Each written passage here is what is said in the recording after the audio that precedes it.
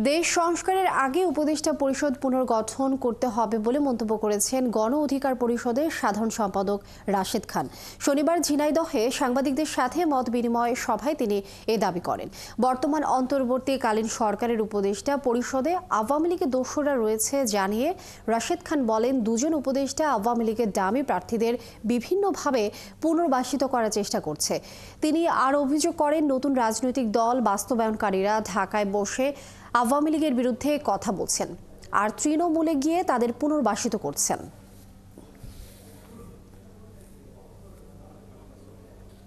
দেশের জনগণ সবাই রাষ্ট্র সংস্কার চায়, গণহত্যার বিচার চায়। সুতরাং এই যে জনগণের ম্যান্ডেট, এই ম্যান্ডেট কাজে লাগিয়ে তিনি যোগ্যতা সম্পন্ন ব্যক্তিদের মাধ্যমে এই উপদেষ্টা পরিষদ পুনর্গঠন করতে পারেন, কিন্তু কেন করছেন না? কি কারণ? তার আশপাশে যারা আওয়ামী লীগের পেতাত্তারা রয়েছে, তারা চায় না ডক্টর মোহাম্মদ ইউনূস সফল হোক। এই কারণে এই উপদেষ্টা পরিষদ পুনর্গঠিত হচ্ছে না।